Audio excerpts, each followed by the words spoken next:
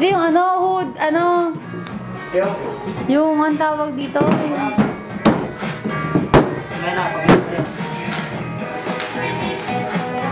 So, i-interviewin kita.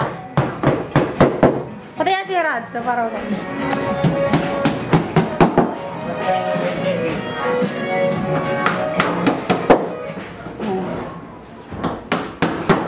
ano daw? Mahal. Lapis, pero sandali.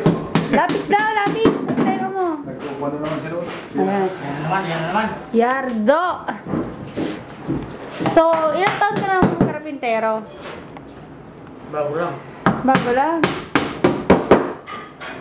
Bakit? Wala. Interview nga, itatanungin kita, sasagutin mo yung tanong ko. Matagal na nga. Ano tatanong ko sa'yo? Kung ilang taon na? Ilang taon ka na? Ako? Oo. 30 na ako. Ano? Laita na ako. 30 sakto? Oo. Ano pa ba? Yung tatanong ko sa'yo, hindi ako na magtanong. Ano nga? Anong klaseng media yan? Hindi naman ako magiging reporter. Ganun na rin yun. Gusto ko lang mangulit.